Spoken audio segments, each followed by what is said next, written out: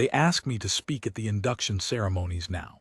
Every third cycle, when a new cohort of Border Vigil officers completes their orientation at the Theresi Outer Station, the Commandant sends a request, always formal, always politely worded, always asking the same thing. Would I be willing to address the new class? Would I share what I know of the designation? Would I speak about the Calvari? I always decline. I decline because what I know cannot be transmitted in a ceremony hall to officers who have not yet earned the weight of it. I decline because the things I carry do not translate into instruction. An instructor teaches technique, procedure, the mechanics of approach and retreat. What I would bring to that room is not instruction. It is something else. It is the particular quality of a silence I heard fall across 72 ships in the span of 14 hours, and the way that silence sounded different from every other silence I have known, and the way it has sounded ever since, in every quiet room and every still corridor, and every moment between words when I am talking to someone and they pause before answering. That silence is there, underneath. The way a very deep cold is there underneath everything in a room that was recently warm.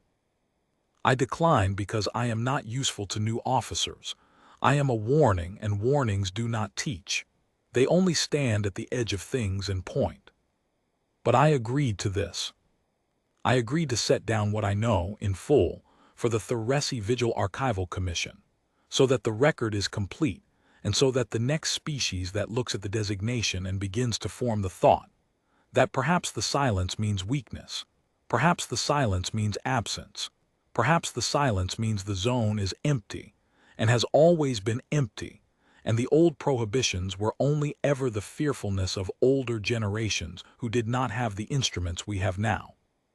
So that the next species that begins to form that thought will have something more to read than the cold numerical entries in the vigil's closed ledger. I want them to read a name. I want them to read what the name meant and what it no longer means and why. My name is Sorvith An.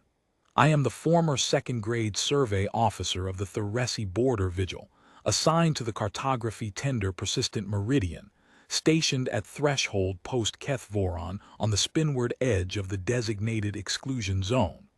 I held that post for 11 years before the event I am about to describe. I have held no post since.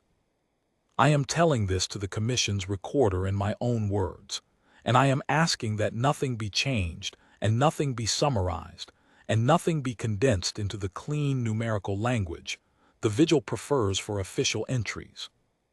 Let it be long, let it be everything. The Calvari were not a young species. That is the first thing I want said clearly, because the instinct, when a civilization makes the mistake the Calvari made, is to attribute it to inexperience, to say they were young, to say they had not yet learned what the older species know, to frame it as a stage of development, the recklessness of the newly spacefaring, the overconfidence of a civilization that has not yet been hurt. I have heard this framing in every conversation I have been part of since I returned, and I want it in the record that it is wrong. The Calvari had been spacefaring for 900 years. They had fought 3 internal wars and 1 external campaign against a border state species, and they had won all of them. They had built an interstellar trade network encompassing 41 inhabited systems. They had embassies in 17 galactic councils. They had scholars who had studied the Vigil's designation for centuries, not casually, not as a curiosity, but in dedicated academic institutions with chairs and endowments and multi-generational research programs. They had read everything. They had read the Solvari records and the Ordathi incident logs and the accounts of the Parisi probe. They had read the marginal notations in the H. Vori lineage cartographic archives. They had read the sealed testimony of Elder Sale before the conclave. They had read it all. That is the second thing I want said clearly. The Calvari were not ignorant. They were informed and they chose. I do not say this with anger. I said it with anger for the first 2 years after I returned. I said it with something close to fury at the waste of it, the specific, unnecessary, avoidable waste. 11 years of border vigil posting will teach you to read the indicators of approach in 100 different ways, and in the year before the Calvary launched what they called the reclaimant fleet, every indicator I knew how to read was reading the same thing. They were going to do it. They had decided. The academic framing had shifted. The political language had shifted. The naval procurement figures that were visible in open-source reporting were not consistent with a defensive posture or a trade security posture or any of the other framings the Calvary Diplomatic Corps offered when asked about fleet movements near the threshold. The figures were consistent with a large-scale incursion into a zone that had been designated by consensus of 31 galactic bodies over a period of 4,000 years, as forbidden. I filed 14 separate preliminary alert reports in that year. I know that 7 of them were read by supervisory officers at the Vigil's regional command. I know that 3 of those officers forwarded summaries upward into the Commission's awareness. I know this because I have since been given access to the correspondence archive from that period, and I have read the replies those officers received. The replies were measured. They were thoughtful.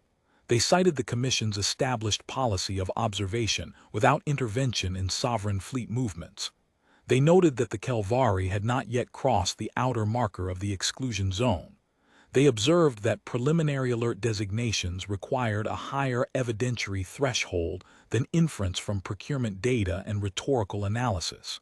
They were, in the procedural sense, correct. I do not blame the officers who wrote them. The Commission's procedural standards exist for good reasons. A border vigil apparatus that filed formal interventions based on inference and rhetorical shift would be unworkable. I understand this. I understood it then. I filed the reports anyway because that was my function, and because I believed then, as I believe now, that the record should show that the observers who were closest to the threshold saw what was coming, and said so, and were understood, and were correctly overruled on procedural grounds. I want that in the record. In the months before the launch, the Calvary Assembly ran a public information campaign, unlike anything I had seen from a civilization in proximity to the boundary. Other species have approached the threshold with hostile intent before. The Vigil's records contain 14 prior incursion events of varying scale, and I had studied them all during my training and refreshed my knowledge of them regularly during my posting. Every prior incursion had been conducted with some degree of operational discretion, survey missions that exceeded their sanctioned scope, military exercises that drifted across the marker under the cover of claimed navigational error, probe deployments that were plausibly deniable until the probe failed to return. None of them had been openly announced. None of them had been positioned, before the fact, as a historic correction to centuries of mistaken galactic consensus. The Calvary Assembly ran public broadcasts.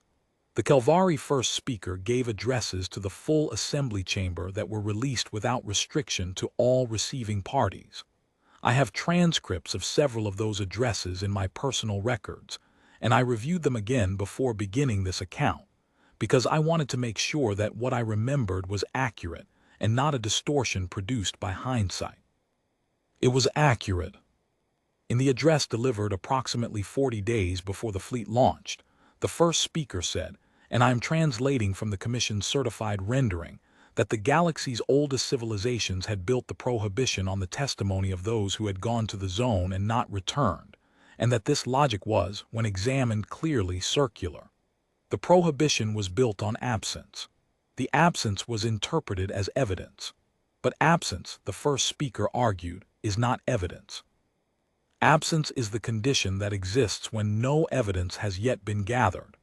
A prohibition built on absence is a prohibition built on ignorance, and the appropriate response to ignorance is investigation, not perpetual avoidance.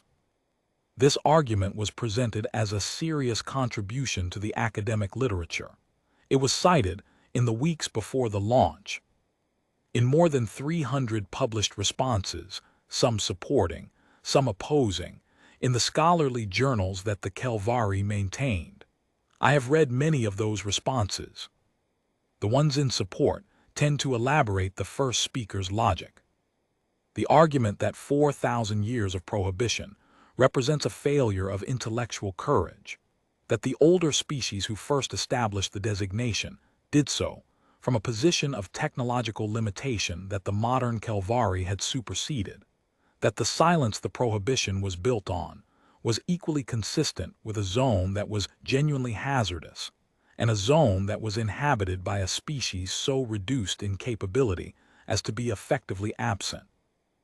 The absence of signal from inside the zone, they argued, was consistent with the latter hypothesis. And the latter hypothesis, if correct, would make the prohibition not a protection but a superstition. I read those papers during my posting in the months before the fleet launched. I read them carefully because it is my professional habit to read carefully whatever is published about the zones I am assigned to monitor. I want to note, for the record, what I found in them. The papers were intellectually sophisticated. The argument was not a simple argument. The scholars who had built it were, by any reasonable assessment, serious thinkers, not credulous, not reckless, not the caricature of arrogance that it is tempting to reduce them to in retrospect. They were working with real uncertainty. The nature of the exclusion zone produces real uncertainty. The zone's interior cannot be surveyed from outside. The records of what happens to those who enter are records of absence, of the failure of transmission, of the cessation of signal, of the non-return of vessels and probes. They are not records of what happened, because nothing that went in has ever come back to describe what happened. This is the genuine epistemological difficulty. You cannot, from outside the zone, distinguish between two hypotheses, that the zone contains something that destroys everything that enters it, or that the zone contains something that simply absorbs everything that enters it and produces no recoverable signal. From outside, both hypotheses look exactly the same. The instruments return the same result: absence. The record contains the same entries: closed. What the Kelvari scholars chose to do with this genuine uncertainty was to add a third hypothesis, that the zone contains nothing that would destroy or absorb, and that the absence of signal is explained by some characteristic of the zone's interior that does not imply danger. Perhaps a navigational feature that disoriented early explorers and caused the failure of their vessels. Perhaps an electromagnetic characteristic that blocked their transmissions. Perhaps a combination of factors that was hazardous in the era when the prohibition was first established, but that modern technology could navigate. This third hypothesis is not, strictly speaking, ruled out by the data. I want to be honest about that. It is not the hypothesis that the evidence favors. The evidence, read carefully across 4,000 years of vigil records, does not favor a hypothesis of navigational or electromagnetic hazard, because the pattern of non-return is too consistent across species with too many different technological profiles and too many different instrument suites for a single navigational or electromagnetic cause to account for it. But it is not ruled out. The Kelvari scholars had found the genuine crack in the wall of the prohibition, and they had built their case through it. And the Kelvari Assembly, and the Kelvari First Speaker, and the Kelvari Admiralty that planned and assembled the reclaimant fleet had looked at the case and found it sufficient. I have thought about why they found it sufficient when others, faced with the same genuine uncertainty, had not. I have thought about it for 6 years, and I have arrived at an answer that I believe is correct, though it is not the kind of answer that translates easily into technical documentation. They wanted to cross. That is the answer. The academic argument did not produce the desire. The desire existed first, deep in the institutional character of a 900-year-old civilization that had won every conflict it had entered and built an empire of 41 systems and looked out at the galaxy, and believed at some level below argument that there was nothing in it that was genuinely beyond them. The academic argument came afterward, a framework constructed to accommodate a conclusion that the civilization had already reached by other means. This is not a unique failure. I have read enough of the prior incursion records to recognize the shape of it. Every civilization that has crossed the threshold has found reasons to believe the prohibition did not apply to them. The reasons differ. The shape is always the same. But the Kelvari version was the most elaborate I have encountered in the record, and the most public and the most thoroughly documented, and I want that noted. They were not quiet about it. They argued for it in published literature and public addresses. They built a case, and then they acted on the case they had built. I filed my 14th preliminary alert report 3 days before the fleet launched. The response I received was the same measured response I had received to the previous 13. Observation without intervention. Insufficient evidentiary threshold for formal action. The fleet had not yet crossed the marker. The fleet launched the following morning in the Kelvari's local calendar. I know this from the monitoring data. I was at my instrument station when the transit signatures first appeared on the passive sensors, the distinctive profile of a large formation moving at speed, consistent with the fleet composition that the intelligence summaries had been tracking. I noted the time and filed a routine transit observation log entry, as procedure required. And then I spent the next 4 hours watching the formation signatures develop on the long-range passive display. 72 ships. The count was consistent with the intelligence estimates and confirmed my own preliminary alert projections. When the count came back consistent, I sat for a long time looking at it. 72. The number had a weight to it that the smaller numbers in the prior incursion records did not have. The Vigil's historical record contains incursions of varying scale, a single survey vessel here, a formation of 3 patrol ships there, one event involving 11 vessels. The Kelvari reclaimant fleet was categorically larger than any prior incursion, by a factor of more than 5. I thought about what that number represented in terms of Kelvari decision-making. A single survey vessel crossing the threshold can be understood as a rogue action, an unauthorized scout, a commander exceeding orders. A formation of 3 can be a small authorized reconnaissance element. But 72 ships, 3 heavy assault carriers, the full strength of the 3rd Consolidated Naval Group plus the Outer Systems Reserve Detachment, is not a reconnaissance. That is not a probe of uncertainty. That is a civilization placing its full institutional commitment behind the decision to cross. That is the Kelvari Dominion betting the full authority and capability of its military on the proposition that the prohibition was superstition. That is the thing I sat with, watching the formation signatures develop on the passive display. They had not sent a cautious emissary. They had sent the answer to every prior expedition that had not returned. This time we are sending enough that it cannot be absorbed. I completed my current survey run over the following 3 days and positioned the persistent meridian at a minimum safe observation distance outside the threshold. I chose 4.6 threshold widths rather than the minimum. I have explained the official reason. The real reason, as I have said, was fear. In the final hours before the fleet reached the marker, I ran a full calibration of the persistent meridian's instrument suite.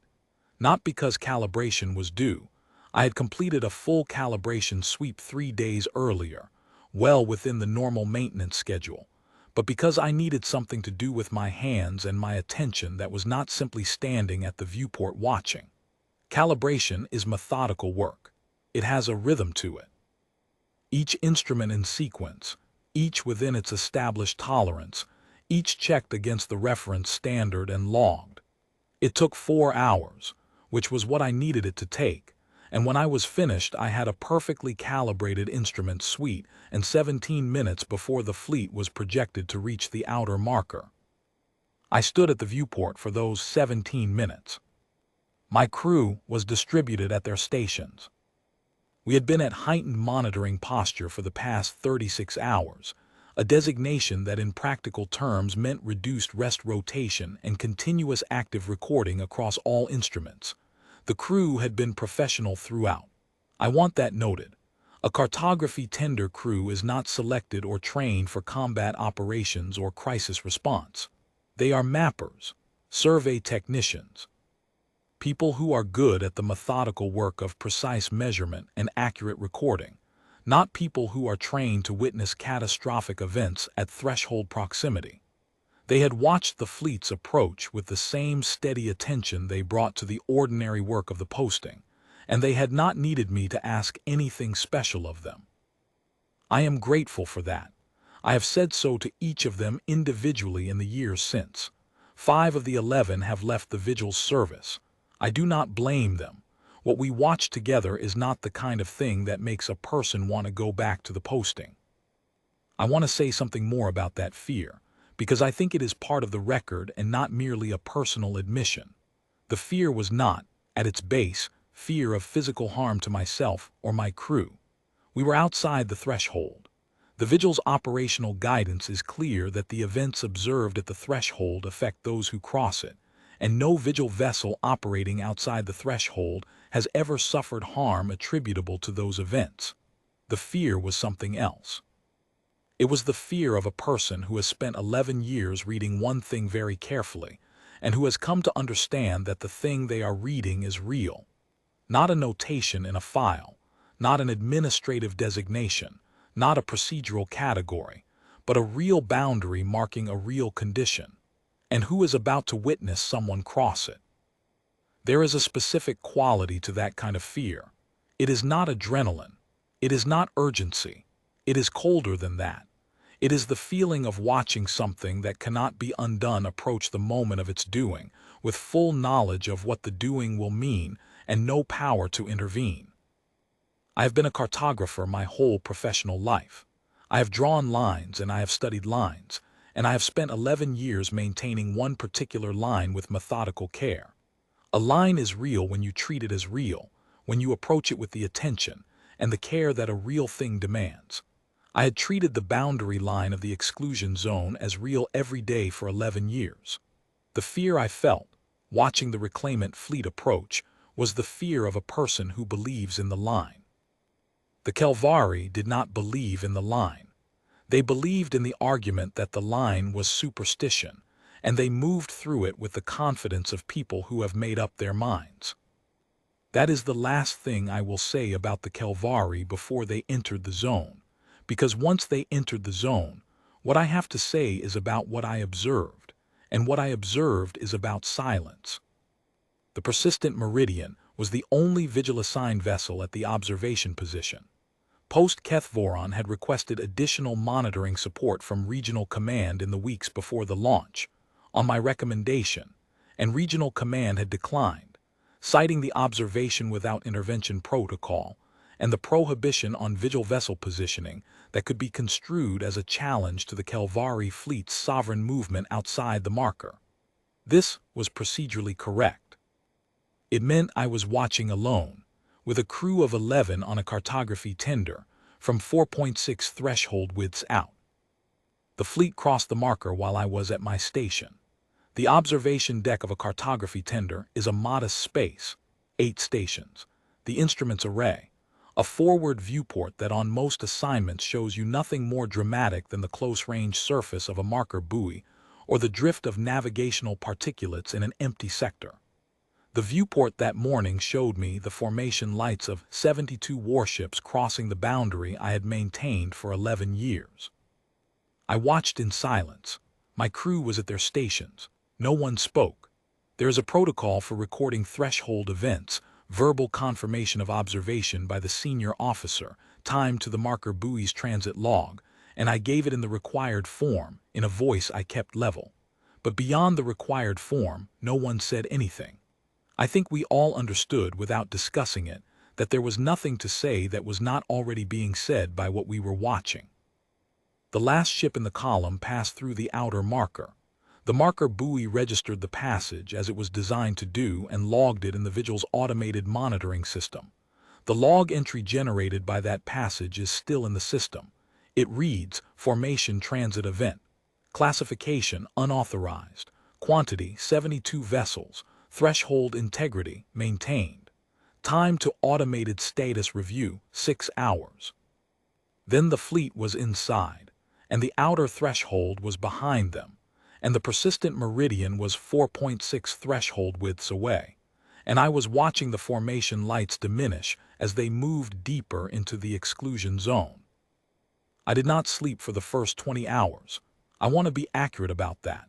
I remained at my observation station, and I maintained a continuous watch on the communication spectrum and on the positional tracking data that the persistent meridian's passive sensors were capable of generating at that distance.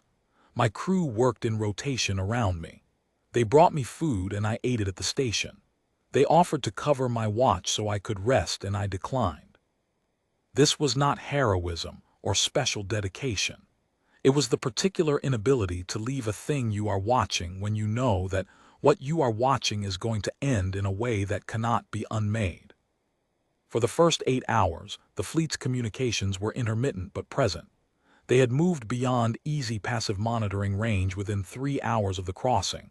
The exclusion zone's depth is significant, and the reclaimant fleet was not moving cautiously, but I was receiving fragments, logistical traffic, navigational updates, sensor sweep confirmations, the kind of data a fleet generates when it is proceeding on course and nothing has yet given it cause to change. For the first 6 of those 8 hours, the traffic also carried what I can only characterize as a tone of confirmation. The Kelvari fleet had crossed the marker, they were inside the zone, and nothing had immediately happened. This, in the register of their communications, seemed to be understood as preliminary validation of the hypothesis. The traffic from the formation's command elements, the fragments I was able to reconstruct from the passive monitoring data, had a quality that the Commission's linguists later confirmed when they reviewed the raw recordings, a quality of vindication. The fleet had crossed. They were proceeding. The instruments were functioning. The ships were intact. The zone was, in the first hours, simply a zone, a region of space with some unusual navigational characteristics and a somewhat higher interference density than the open sector behind them, but navigable and present, and not doing anything that the Kelvari had not expected it to do. I noted this in my log at the time. I wrote, "Fleet communications consistent with high morale and high confidence. Apparent preliminary validation response. No indicators of tactical apprehension." At the 8-hour mark, the traffic thinned. This was not unexpected given the range and the interference characteristics of the zone's interior, which the Vigil's own instrument records document as unusually dense with navigational scatter. I logged the reduction and continued monitoring. At hour 10, there was a period approximately 40 minutes, during which I received a fragment that the Commission's analysts have subsequently spent considerable time examining. I will describe it as accurately as I can. The fragment was a partial transmission, severely degraded, approximately 15 seconds of recoverable audio in the Kelvari primary command language. The Commission's linguists have extracted from it the following: a voice I believe to be a senior command-level officer, speaking with a quality of urgency that was not present in any prior fragment I had received. The content, to the extent it can be reconstructed from a heavily degraded partial, appears to reference an instrument reading that was inconsistent with expected parameters. The specific nature of the inconsistency cannot be recovered from the fragment. What can be recovered is the tone. A person who had spent hours in confident possession of a preceding operation and who had, in the preceding moments, encountered something that was not consistent with the operation's expected progression. That is all I can say about the content of that fragment with any confidence. After the 40-minute period, the fragments resumed their prior character, logistical, navigational routine, for approximately another hour. Then, at hour 11, they stopped. I want to be precise about the word stopped, because there are several things that word could mean, and I want you to understand which one I mean. I do not mean that the communications became too faint to receive. We had been compensating for faintness throughout. running the persistent meridians communications array at full passive sensitivity, and applying the interference correction algorithms that the Vigil's technical division had developed specifically for monitoring within the scatter profile of the exclusion zone's outer approaches. We had been receiving fragments up to the 11-hour mark. The fragments had been decreasing in frequency and length over the preceding 2 hours, but they had been present. At hour 11, the fragments stopped, not faded to noise, stopped. The communications spectrum and the frequencies the Kelvari fleet had been using simply ceased to carry any signal that could be differentiated from background. The processing algorithms, which are designed to extract signal from even heavily degraded transmissions, returned nothing. Not interference, not scrambled signal, not signal degraded beyond recovery. Nothing. I ran diagnostic checks on the persistent meridians communications array. The array was functioning normally. I ran a calibration sweep on the processing algorithms. They were performing within specification. I expanded the monitoring sweep to adjacent frequencies, to other channels the Kelvari fleet might conceivably have shifted to emergency frequencies, to distress frequencies, to the broad-spectrum passive monitoring that would catch almost anything being transmitted within a significant radius of the threshold. Nothing. At hour 12, my communications officer came to stand beside me at the instrument station without being asked. She had been resting during her off-rotation period. She had gotten up and come to the station on her own, and she stood there without speaking for several minutes, reading the same spectrum display I was reading. Then she said, "Should I open a formal report channel to Regional Command?" I said yes. We spent the next hour composing the preliminary notification.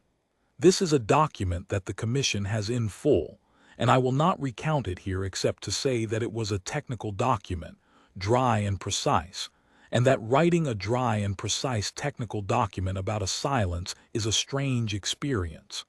Every sentence felt inadequate.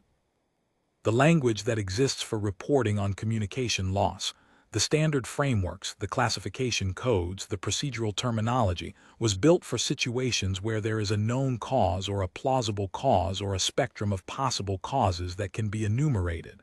Signal attenuation, equipment failure, tactical communications discipline, hostile jamming, all of these have codes, all of these have reporting frameworks. There is no standard framework for the category I was reporting into. There is only a designation. I filed the report under threshold event Keth Voron, flagged Vigil Priority 1, and attached the raw spectrum data and sent it. At hour 14, I recalibrated the positional tracking system, the passive sensors that had been monitoring the fleet's formation lights and thermal signatures as they moved into the zone, and ran a full sensitivity sweep in the direction of the fleet's last confirmed heading. The positional tracking system found nothing. Not diminished signatures, not signatures at distance beyond clear resolution. Nothing. 72 ships, including 3 Dominion-class heavy assault carriers, each with a thermal profile that should have been detectable at this distance under these conditions for another several hours of transit at minimum. Nothing. I have been asked many times, in the formal interviews that followed and in the less formal conversations that have accumulated over the years since, what that moment was like. I have tried many times to find a way to describe it that is accurate. The closest I have come is this. It was like watching a very large, very loud thing that had been present in your awareness for days, a thing that had weight and mass and sound and light and 72 discrete signatures, and the communications noise of 10,000 crew members going about their duties, and then looking away for a moment, and looking back, and finding that it had not merely stopped, but that the space where it had been showed no sign that it had ever been there. Not destruction. I want to be careful with that word. I saw no signatures consistent with destruction, no dispersal clouds, no debris fields, no radiation consistent with ordnance detonation, no thermal events. There is a specific signature pattern that a ship's end leaves in the instruments, and in 17 hours of monitoring, I saw none of it from 72 ships. What I saw was absence, clean, total, unambiguous absence. I filed the final confirmation report at hour 17 and gave the Persistent Meridian's navigation officer instructions for our return to threshold post-Keth Voron. Then I sat in the instrument's chair for some time without doing anything. I do not know exactly how long. My communications officer was still at the station beside me. At some point, she put a hand briefly on my arm, not speaking, just the gesture, and then went to inform the rest of the crew that we were returning to post. I sat in the chair. I was trying to understand what I had just been a witness to. Not technically. Technically, I understood it. Or rather, I understood that there was nothing technical to understand because the instruments had shown me exactly what they showed me and I believed the instruments. What I was trying to understand was something else, some larger shape of the thing. I had spent 11 years maintaining the line. I had spent 11 years understanding the line as a principle, as the galaxy's collective decision, rendered in cartographic notation and marker buoy frequencies and archived in 31 institutional records, that there was a zone which was not entered. Not because no one was capable of entering it, because no one returned from entering it. The distinction had always mattered to me professionally, as a cartographer. The line was not a physical barrier. There was nothing at the outer marker except a buoy with a transponder. The line was a notation in the record. The line was the galaxy's consensus memory of what happened to those who crossed it, preserved in the only form that lasts, the absence of those who crossed. And now the Kelvari Dominion, 900 years old, 41 inhabited systems, 17 galactic embassies, fully informed, fully capable, fully intentional, had added themselves to that record. I thought about the celebrations at the Kelvari launch. I had not witnessed them directly, but the intelligence summaries from regional command had included excerpts from the public broadcasts, crowds, speeches, admirals in full ceremonial dress, the assembly's first speaker standing at the podium and saying, in the language that the vigil's interpreters had rendered into the common diplomatic register, "We have been patient for long enough. The silence is not an answer. The silence is an invitation we have been too timid to accept. The silence is not an answer." I thought about that sentence in my instrument's chair, while the Persistent Meridian set its return course. I want to note, for the record, that this is a sentence I now understand differently than I understood it then. Then, sitting in the chair, I understood it as a mistake, as a factual error, the kind that a civilization makes when it decides that the absence of information is itself a form of information, and that absence means safety. The old statistical error. Nothing has happened here before, therefore nothing will happen here now. The Kelvari first speaker had made a sophisticated version of that error. They had looked at the silence of the exclusion zone, and they had decided the silence was a vacuum, and that vacuums are entered and filled, and that what was waiting to be filled was a space of unclaimed territory and unclaimed significance. I understood then, sitting in the chair, that this was an error. What I understand now, which I did not fully understand then, is that the silence was the answer. The first speaker had it backwards. The silence was not an invitation. The silence was the response to every question that had ever been asked at that boundary. The silence was the completest, most comprehensive answer the galaxy had ever received to the query of what happens when the line is crossed. And it had been given again and again, over 4,000 years of recorded vigil history, in a form so consistent and so total that the only honest description of it is definitive. The silence is the answer. The Kelvari first speaker said the silence was not an answer. What they meant was that they found it unacceptable. They had looked at what the silence said, and they had decided that what it said could not be true, and that therefore the silence must mean something else. There is a name for this in the vigil's procedural documentation. The name is boundary rationalization. It is the cognitive process by which an entity looks at the totality of evidence for a prohibition and constructs a series of alternative interpretations, each of which explains the evidence in a way that preserves the entity's preferred conclusion, which is always the same conclusion, that the prohibition does not apply to us, not now, not at this scale, not with our capabilities. The vigil's documentation on boundary rationalization is extensive. I had read it during my posting.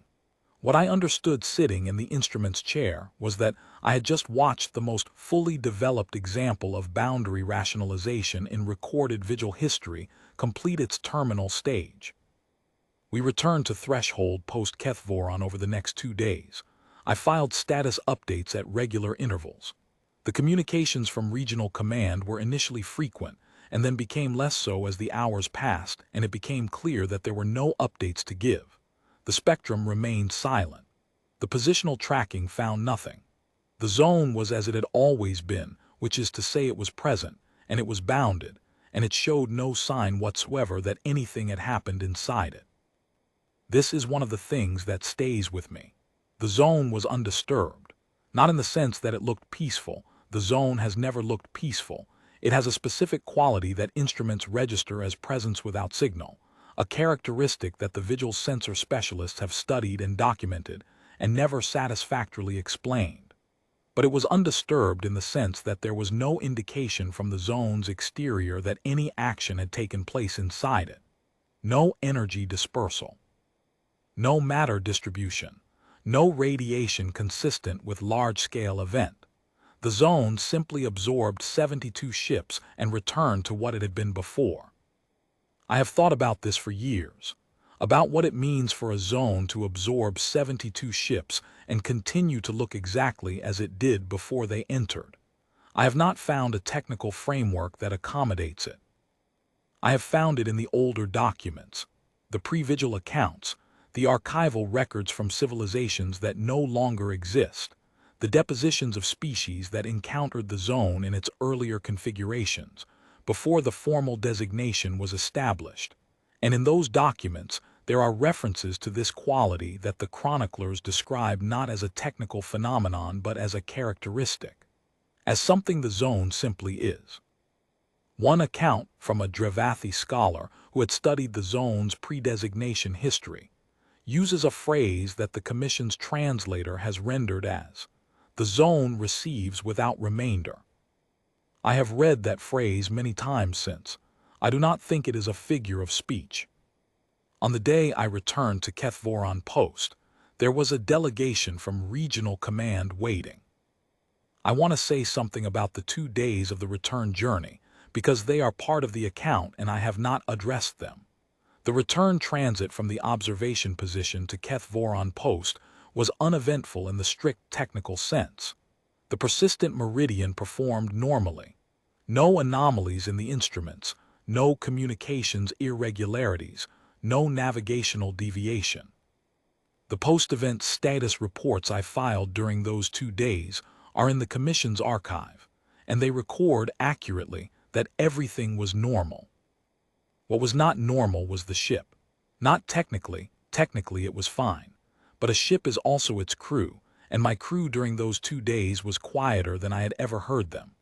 Cartography tender postings develop a specific rhythm of noise, the ambient conversation of people who have shared a confined space for years, who know each other's habits and humor and complaints, who fill the small silences of a watch cycle with the ordinary talk of ordinary proximity. That rhythm was gone. Meals were quiet. The instrument stations were quiet. The off-rotation berths were quiet. People moved through the ship's corridors with a particular quality of movement that I have since come to think of as the movement of people who are still processing something that does not have a framework yet. No one talked about what we had witnessed. We did not have a collective conversation about the silence, or about the Kelvari, or about the closed ledger entry that we all understood was being prepared somewhere in the vigil's administrative apparatus as we transited home. We talked about the instruments. We talked about the maintenance requirements that had accumulated during the heightened monitoring posture. We talked about the normal things. There was nothing wrong with this. There was nothing to say that was not already hanging in the air of the ship. Everyone on that tender had watched the same thing I had watched. Everyone had run the same diagnostics, received the same absence, heard the same silence come down across 72 ships. The silence did not need to be described. It was already present. On the second day of the return, my navigation officer came to my station during a quiet period of the watch and said, without preamble, "I have been thinking about the Kelvari scholars, the ones who built the argument." I said, "Yes." She said they were not stupid. The argument was not a stupid argument. I said, "No, it was not." She was quiet for a moment. Then she said, "I think that is the part that is going to take me the longest." I think she was right. I have found in 6 years of reflection that the thing I return to most often is not the silence itself, as terrible as the silence was, but the quality of the thinking that preceded it. The Kelvari scholars were rigorous. They were careful. They were working with real uncertainty, and they built from that uncertainty a real argument. The argument was wrong, but it was not wrong in a way that was obvious from inside the framework they were using. It was wrong in the way that a map is wrong when it has been drawn with perfect technique, but is missing a feature that the cartographer could not see from where they were standing. I know something about that kind of wrongness. It is the cartographer's failure mode. You can be perfectly accurate within your field of observation and still produce a chart that will kill someone, because the thing that kills them is in the part of the territory your instruments could not reach. The Kelvari scholars' instruments could not reach inside the zone. Everything they built was from outside, and what was inside the zone was outside the range of the framework they had constructed to understand it. On the day I returned to Kethvoron Post, there was a delegation from Regional Command waiting. 3 officers, a senior analyst, and a diplomatic liaison. They had arrived on a fast courier 12 hours ahead of us.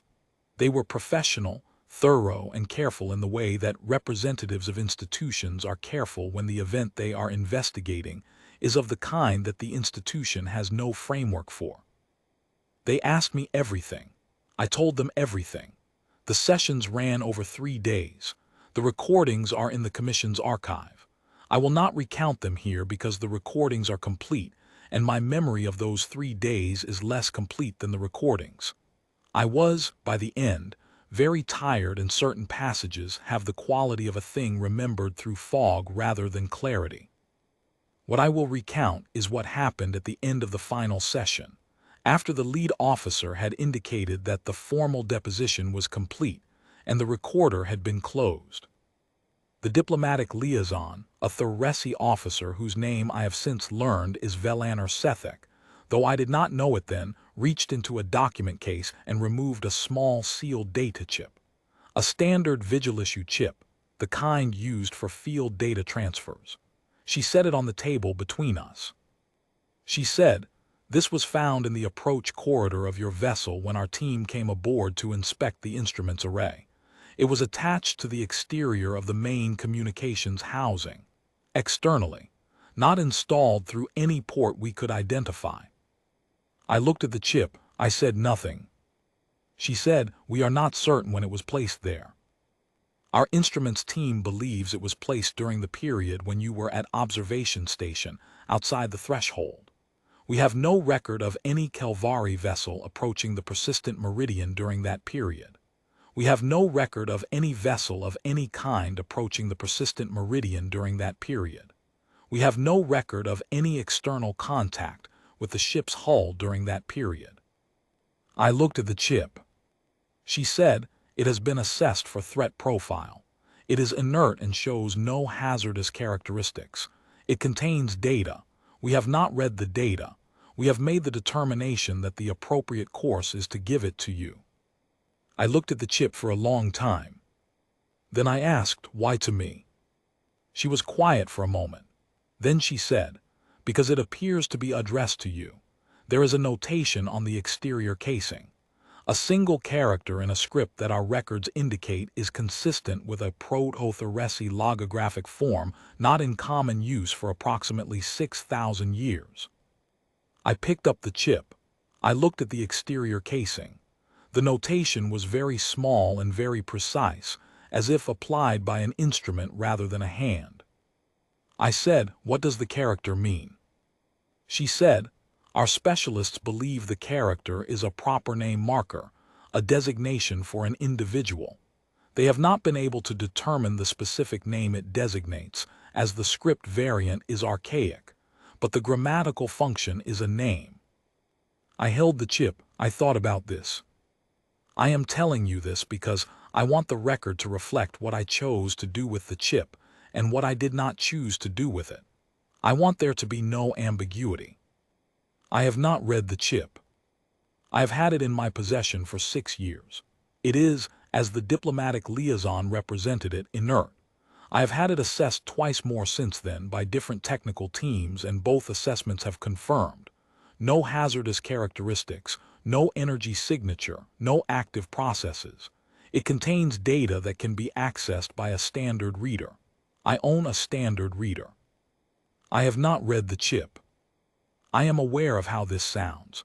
I am aware that the most straightforward interpretation is that I am afraid of what the chip contains, and that the fear is preventing me from doing a simple thing. I will say this: that interpretation is not wrong, but it is also not the whole of it. The other part of it is this. I spent 11 years maintaining a boundary. I spent 11 years understanding what the boundary meant, not as an abstract principle, but as a daily professional reality, as the thing that defined the shape of my work and the scope of my attention and the careful, methodical purpose of my posting. The boundary was real. Not because it was enforced by any power I could point to, but because every record I had ever read confirmed that the boundary marked the edge of something that the galaxy did not return from, and the galaxy had consistently, and without exception, treated this information as conclusive.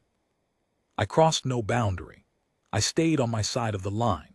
I maintained the instruments, and I watched, and I filed my reports, and I put the persistent meridian 4.6 threshold widths away from whatever was going to happen. And I have no idea what process resulted in a chip being placed on the exterior of my communications housing at a time when my instruments show no external contact with the ship, addressed in a 6,000-year-old logographic script to what I believe is my name. I have no idea what that process was. I am not sure I am equipped to understand what that process was. This is the part of the account that I have not given in the formal depositions, because the formal depositions were concerned with technical observations, and I have always been, above all, a technical person. But I am giving it here because the commission asked me for everything, and this is part of everything. There is a quality to holding a thing that you do not know the origin of. When you hold a thing that was made by a process you understand, a chip manufactured at a Vigil equipment depot, produced by a fabrication process you could in principle describe, handled by hands you could in principle trace, there is a continuity between you and the thing. You and the thing are part of the same world. The thing's existence makes sense in the framework of the world you know. The chip in my hand does not have that quality. I have held it for 6 years, and it has the quality of a thing that came from somewhere else. Not from a threatening somewhere else. I do not feel threatened by it. But from somewhere that is not part of the world I am capable of navigating, and I have come to believe, over 6 years of holding it and not reading it, that there is a specific kind of respect that is owed to the recognition of that. I am a cartographer. I have spent my professional life mapping the edges of things. I know what it means to reach the edge of the chartable area. I know what it means when the instruments return nothing that can be rendered into meaningful notation. I know that the correct response to that is not to extend the chart into the empty space with invented data, but to draw the line cleanly and right, in whatever notation your archive uses, the words that mean. Here is where the record ends. I have drawn the line. The line is between me and whatever is on the chip. I am not crossing it. I think this is the right decision. I cannot prove it is the right decision, but I have been reading boundaries for a long time, and the reading I have on this one is, do not cross. I have spoken to 3 other senior vigil officers about the chip in confidence since I returned. All 3 are people I trust and whose professional judgment I respect. 2 of them told me I should read it, that the information it contains, whatever it is information the vigil has an institutional duty to recover. One of them told me, without any elaboration, that he understood why I hadn't, and that he would not read it either. I think about those 3 conversations often. The 2 who said I should read it were not wrong that the vigil has institutional interests in whatever data the chip contains. They were not wrong that a closed chip on a retired officer's shelf represents an information gap that, in any other context, would be filled. They were applying the standard framework of the vigil's documentary mission, the belief that the record should be as complete as possible, that absence in the record represents a gap to be closed, that the work of the archival mission is to gather and preserve. I have spent my life in that framework. I believe in that framework. The record matters, completeness matters.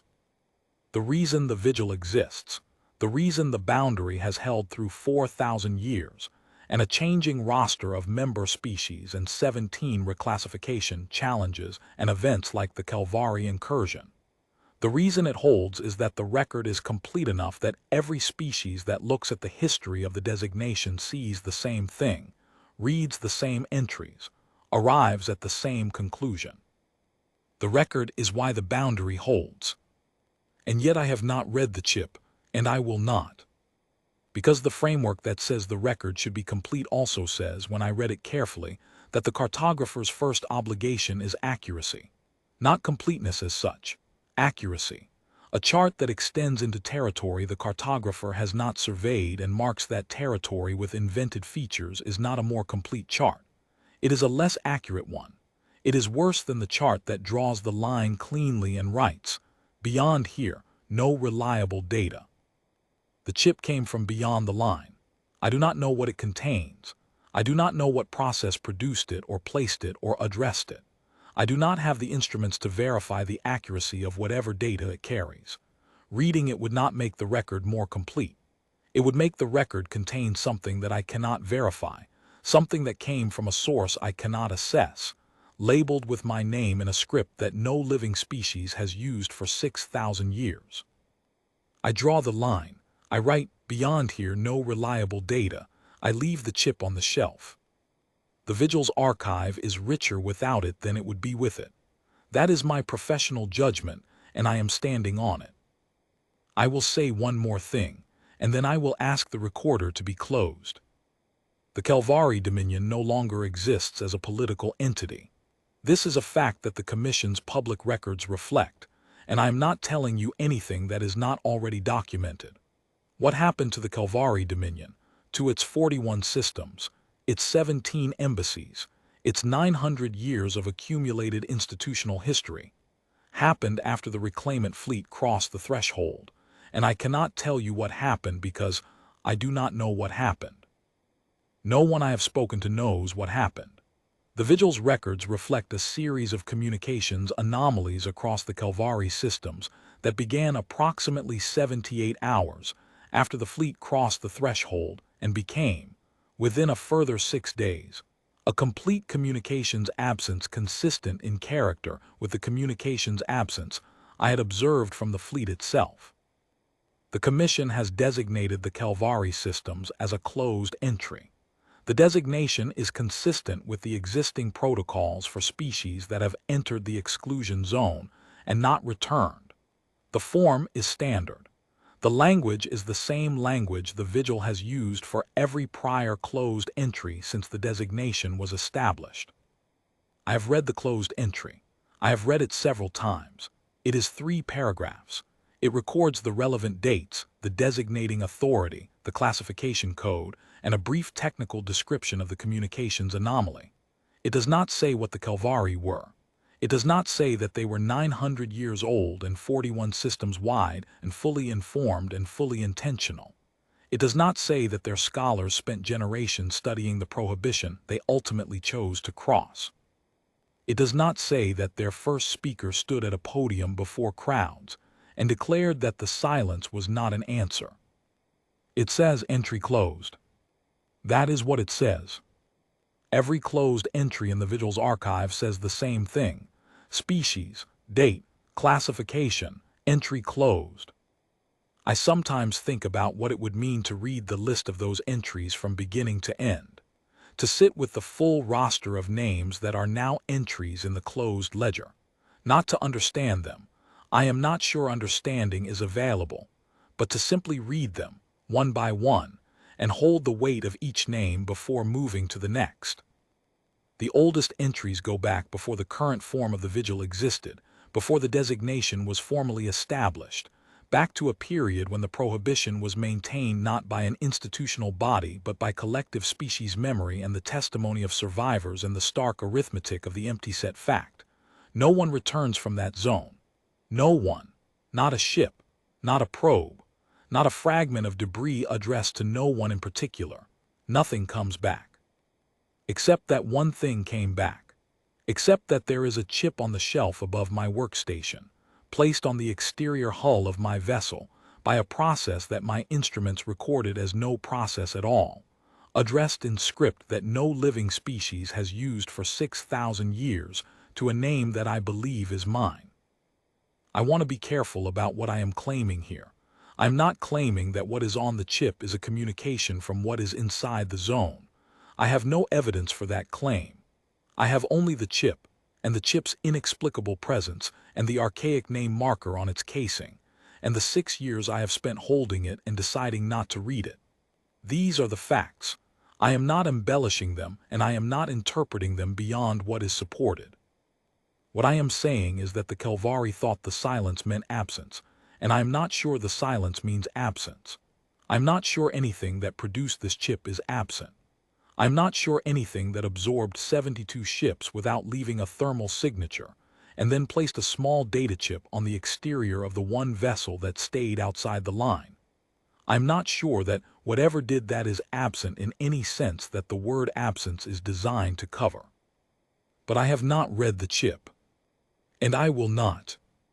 There is a kind of knowledge that is not the same as understanding, and there is a kind of respect that is not the same as fear. And there is a kind of line that is not marked by a buoy with a transponder, but by something older and quieter than any instrument I know how to operate. I have been reading that line for 11 years. I know where it is. I know which side I am on. I will die on this side. I sometimes think that is what the chip is acknowledging, not a reward, not a communication in the diplomatic sense of the word, not a message with content designed to be decoded and understood and acted upon. Something simpler, the acknowledgement of a choice. I kept the line. I stayed outside it. I watched and I logged and I stayed on the correct side of the boundary I had been given the work of maintaining. I do not know what is inside the zone.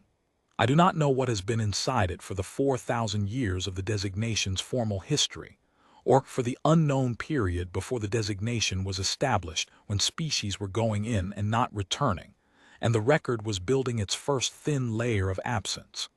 I do not know what looks at the boundary from the other side, if anything looks at it at all in a way that the word looking is capable of describing. I know that I was sent back untouched, and that the Kelvari were not. I know that the chip is on my shelf, and that I am still here, and that the Kelvari are in the closed ledger. I know that the Vigil maintains the line. That is the right work.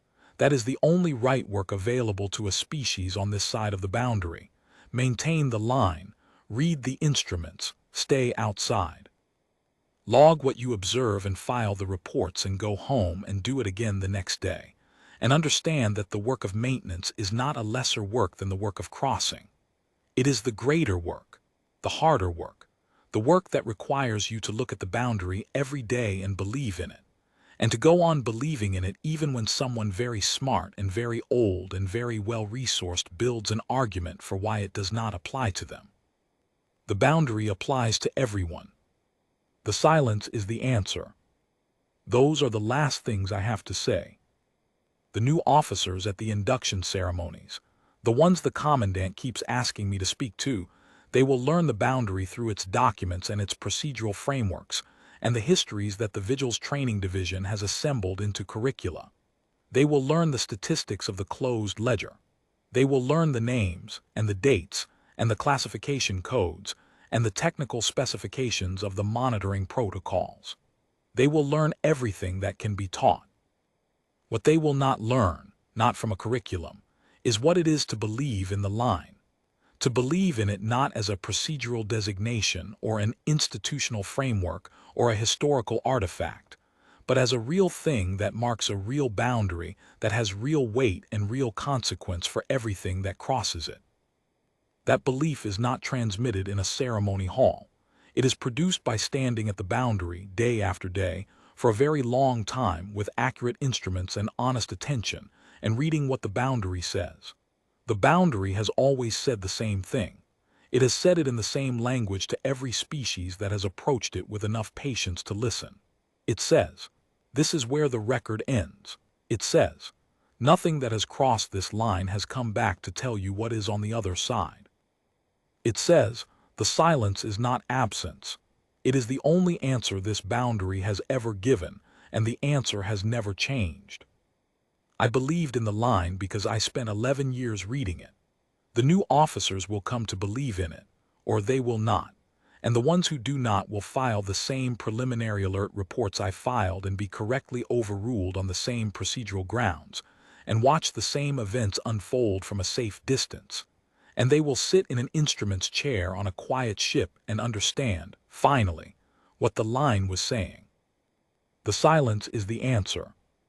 The Vigil maintains the line. That is the right work. I ask that the recorder be closed.